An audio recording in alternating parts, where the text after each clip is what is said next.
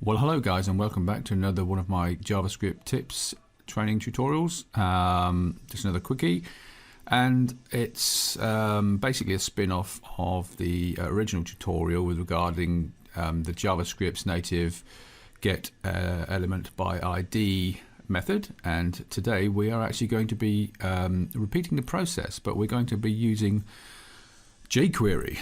JQuery is a third-party library written in JavaScript by a team of developers, which helps it helps to basically improve the efficiency of our JavaScript programming and also our browser compatibility. JQuery is really not browser dependent, it's browser independent, and it will run on, depending on what version of jQuery you use, it will run on early versions of Internet Explorer and Firefox, Mozilla, etc.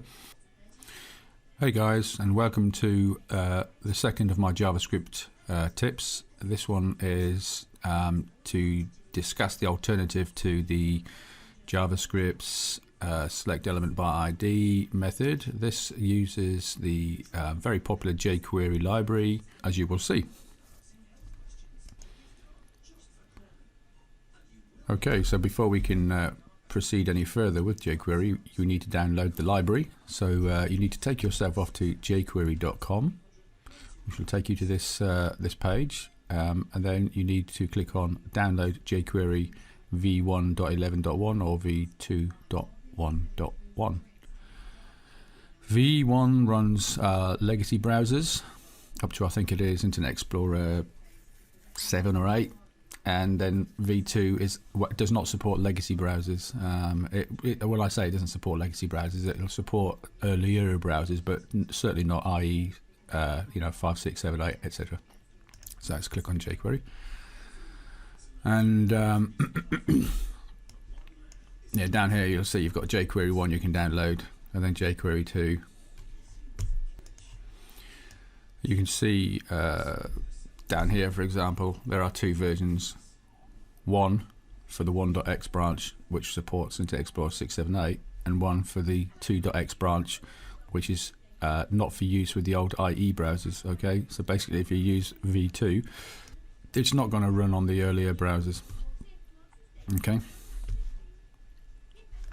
so back to the top, find 2. The reason I'm going to download 2 is I'm not using an earlier browser, firstly, and secondly it's a smaller size. And then you've got two flavors you can download from. Download the compressed production jQuery and download the uncompressed development jQuery.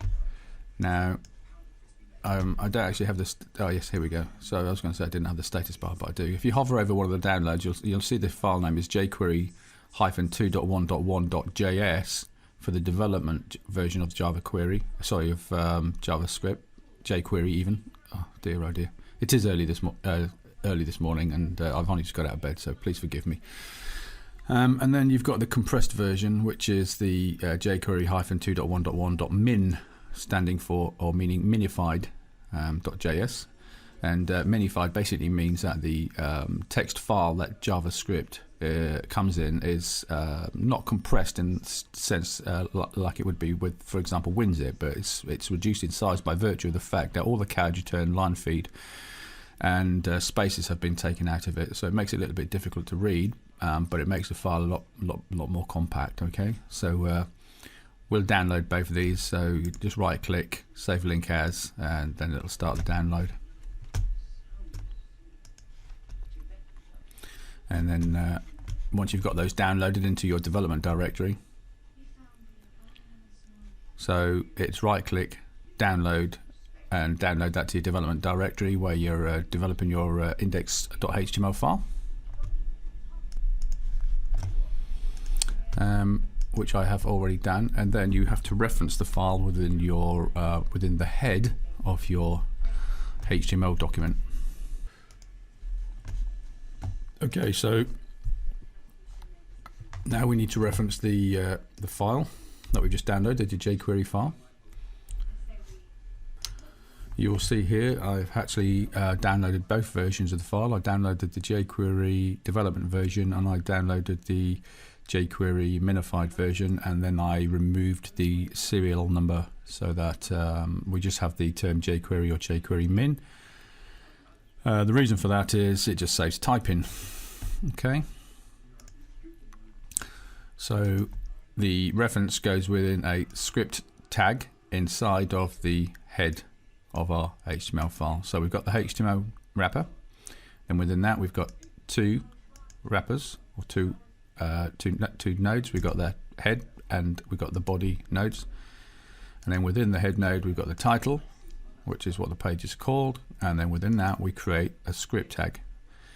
And inside the script tag, actually inside the opening script tag, you type in source equals quotes quotes and then the file name. Okay, so jQuery.js, JS, and then not forget to save.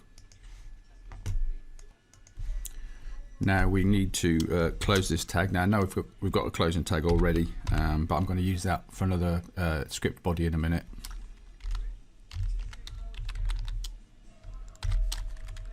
Oh dear.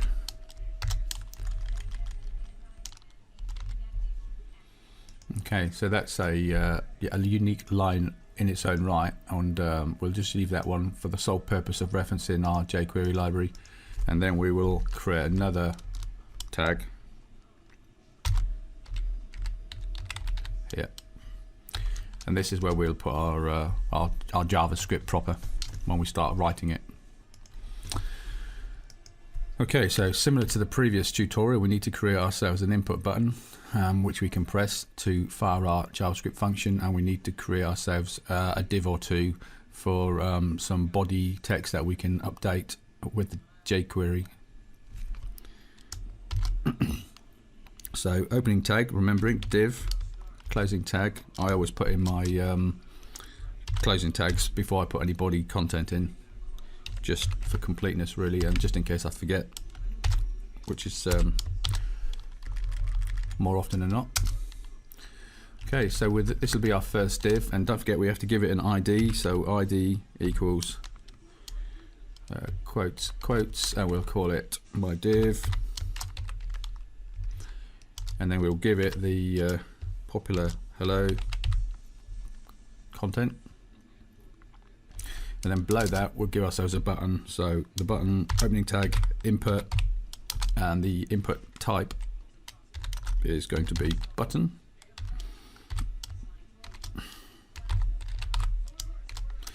and the name on the button is going to be go, and then we'll close our tag, and then we'll save. So if we run this now, you'll see we've got hello and we've got our button, and then nothing happens when we press button at the moment. Okay. Within the button, we are going to call our function, which we haven't actually written yet. So let's do that now. Function within our script body, don't forget, inside our script tag, function, and we'll call this one run me parentheses, open curlies, close curlies. And then we want to use the jQuery. So now to call the jQuery method, you precede your method with the dollar symbol. Okay, so it's called a selector, the dollar selector. And then you have a couple of parentheses, and within those parentheses, a couple of single commas, and then in here you actually reference the tag ID for your element. Okay, so in our particular case, our tag ID, the div, is the ID is my div. Okay, so we'll put in here, we have to put in the gate symbol, and then my div.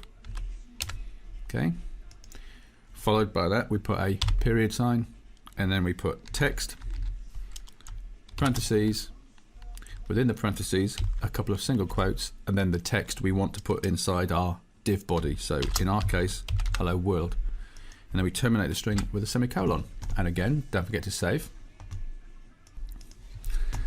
And then within our button function, or in our button string down here, we have to put in the onClick event,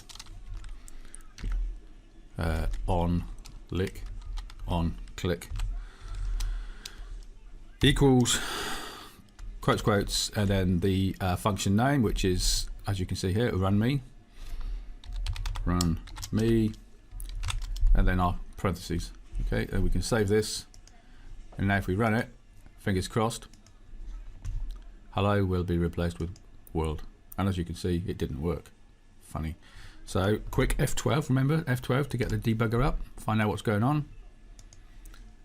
Down here in the console window, we want to know what's going on, so we hit go, and nothing happened. So it's not that it can't find the function. It's not that it can't, there's an invalid syntax or something in there. Otherwise, we would have got an error up down here in the console window, and you can see we've not got any errors whatsoever. So I need to dig a bit deeper into this.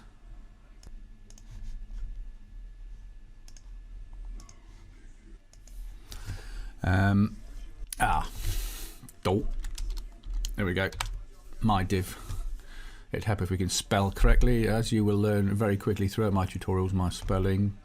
I don't think my spelling's too bad. I think what the problem is my typing far exceeds my spelling capacity. Lol. So let's save that. Let's run that, and then let's do it again. Hello world. There we go. Marvelous. Okay. Refresh. Hello world. Marvelous. Now, one thing you'll quickly find out with this text selector is looking through online tutorials, examples, etc. You might come across this. The text is replaced with HTML. So I'll put a new line in here, and we will replace the text with HTML, and you will see that used quite a lot. And you'll think, what is the difference between the two? When in fact they both do very similar. So let's comment out the first one for the moment, and then let's rerun this. Save, run, Google Chrome, hit go, hello world. What is the difference, I hear you ask? And it is fairly fundamental, and the tag name, the function name gives it away, HTML, basically meaning that you can actually enter some HTML commands within your string. So for example, if we want to bold the text, we'll put a B preceding our string, and then we'll put the close B tag element at the end of our string. We'll uncomment the first JQuery function that uses text, which is world, okay, and we'll put in the bold again here, just to demonstrate the difference between the two. Okay, so looking at this, you'd think bold text would appear in both cases. I'm going to change this div name to my div2, and then I'm going to recreate the div in the body down here and give another div2. Okay, so the principle being that when we click our button, it will replace the text in both these divs with the word world. And you would have thought both would be replaced with a bold version of the word world, okay? And you will see in our example that this isn't the case. So here's your hello and hello, click go, and then you'll see the first one has been replaced with the text B world B, whereas the second version, the HTML version, is actually past the HTML and given us the bold text as expected. So therein lies the difference between the two. Text will give you just the true text representation of what's entered between the double quotes, inclusive of the HTML, and the HTML will be presented on the screen as text. Whereas in the HTML version of the selector, you will see that the HTML syntax is actually parsed into HTML, and you will get the HTML equivalent on the screen, and thus just the text appears formatted as per your HTML formatting in our particular case here. So I hope you found that that tip helpful, or little tutorial helpful, and until the next time, have a great day guys. Take care. Bye for now. JQuery is a third-party library developed by developers to help. Obviously, it's developed by developers, c'est la vie.